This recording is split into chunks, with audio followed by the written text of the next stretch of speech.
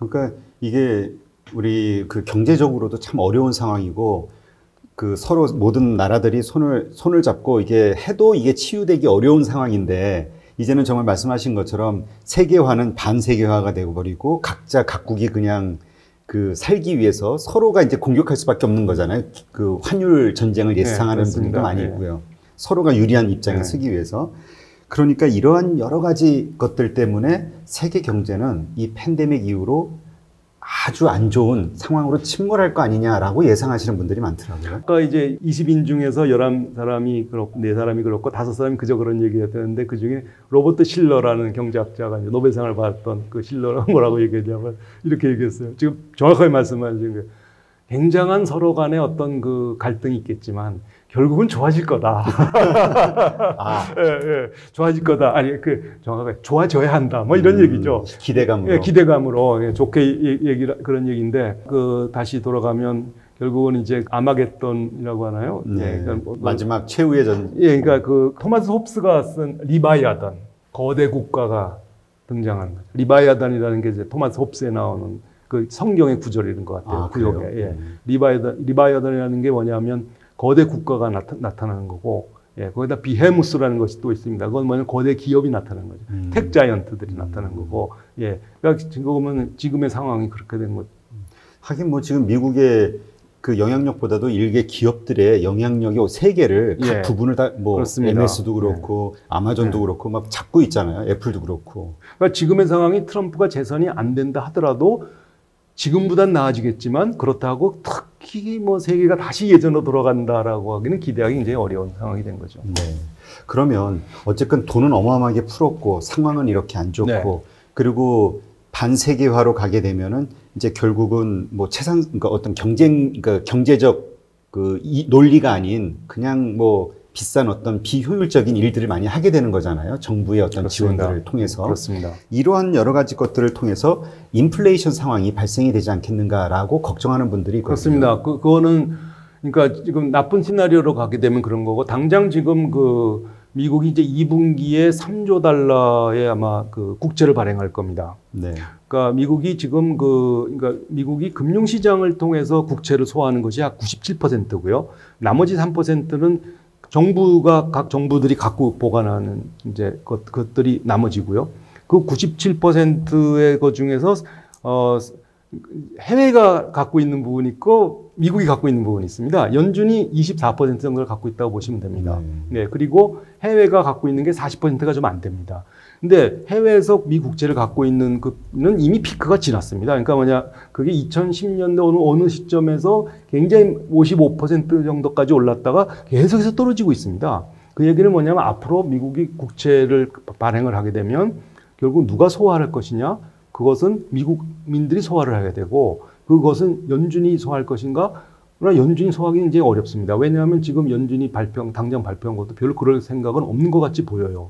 왜냐하면은 지금 주에 그러니까 지금 이때까지 1.5조 달러를 지금 양적 완화를 통해서 이제 미국채를 인수했는데 2분기만 3조고 또 하나는 지금 미국 하원을 중심으로 해서 2차 구제금 3조 정도를 또 돈을 하고 있습니다. 화이트하우스 백악관은 물론 자기네들이 따로 준비한 게 있고요. 그게 만약에 그것이 된다고 하면 실현이 된다고 하면 그 이전에 이미 지금 그래서 내년가가 이제 2차 대전 직후에 GDP 대비 미 국채 비중과 을 넘어서는 시점이 내년인가 아마 그럴 겁니다. 내년이나 내후년인가 그럴 겁니다. 그러니까 이미 그 시점이 엄청나게 높아진 거죠.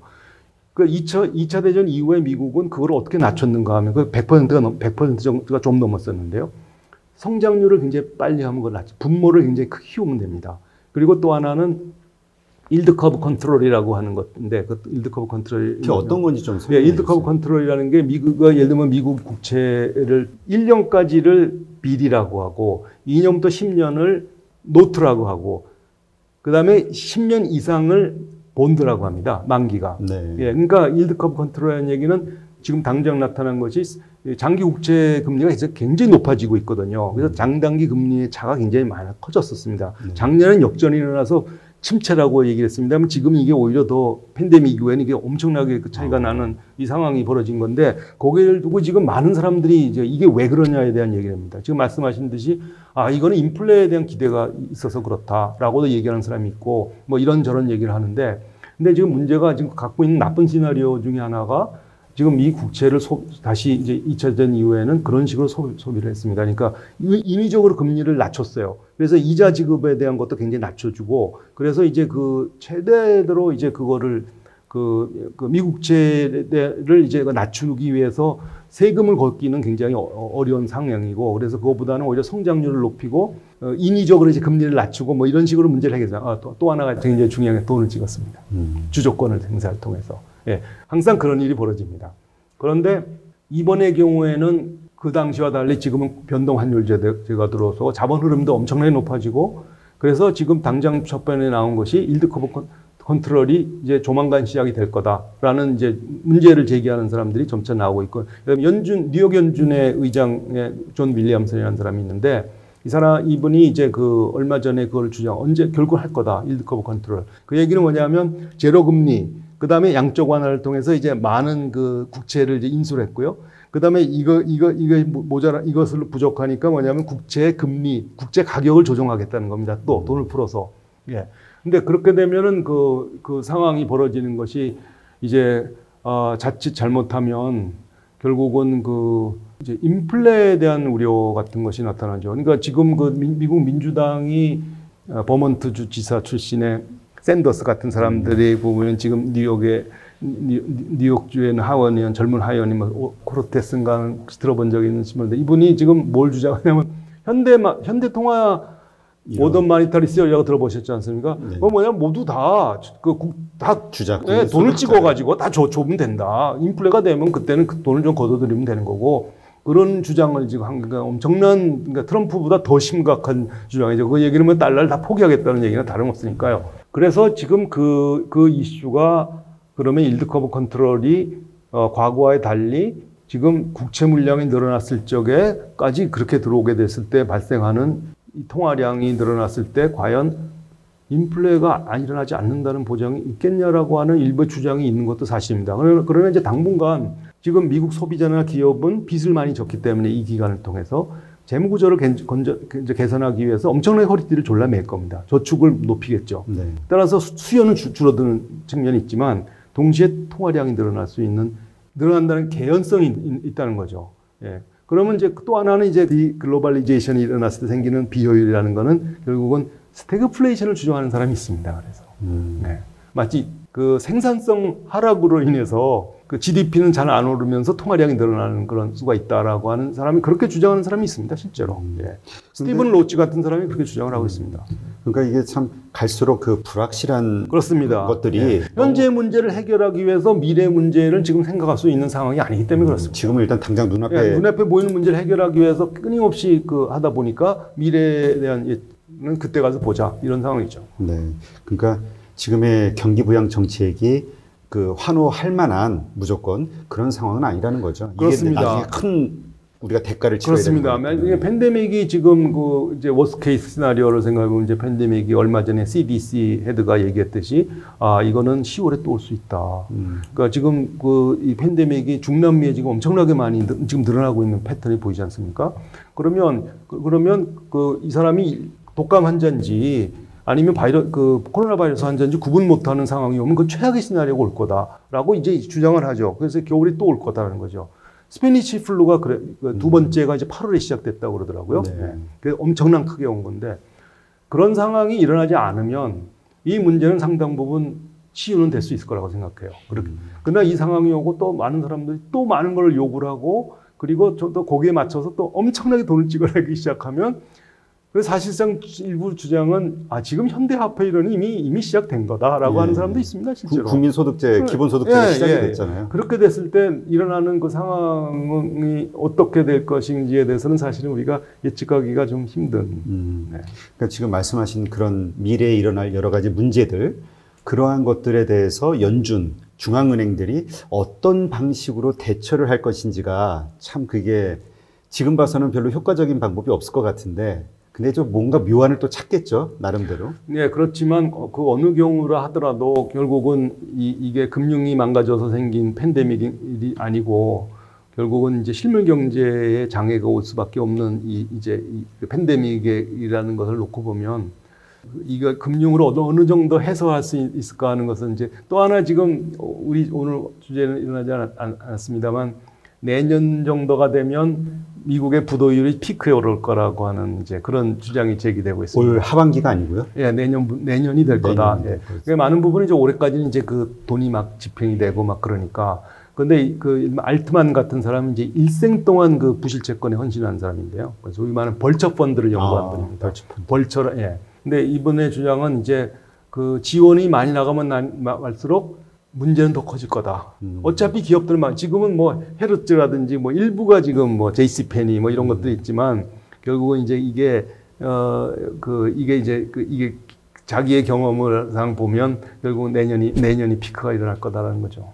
그러니까 이제 그런 상황이 발생이 되면은 아까 저희 이야기 나눴던 여러 가지 문제들이 그냥 아주 복합적으로 터지는 그렇습니다. 거잖아요. 만약에 그때 베일아웃을 하기 위해서 계속 돈을 풀었다, 그러면 그때 그것이 이제 인플레이션을 트리거링할 수 있는 게 되고 그때 오는 인플레이션이 과연 우리는 인플레이션이 오히려 낮습니다라고 주장하고 있는 그런 많은 주장을 하고 있습니다. 인플레이션이 경제를 좀 더 확장시키는 기능이 있거든요.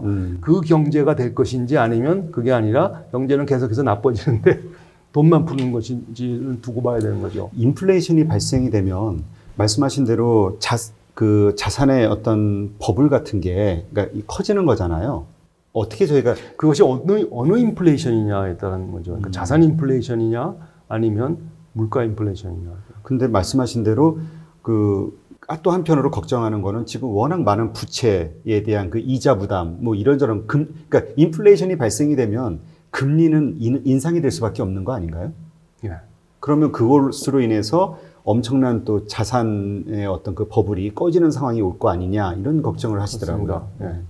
그럴 가능성을 지금 그게 언제 일어날지 경제가 나쁜 시나리오로 가게 되면 그런 가능성을 우리가 배제하기는 어렵죠. 네. 그러나 현재 같은 경우는 연준의 스테이트먼트를 보면 결국은 2022년이 때까지는 그런 인플레이션은 굉장히 물가 하방 압력이 더 강하다라고 이제 연준은 그렇게 보고 있는 거죠. 네.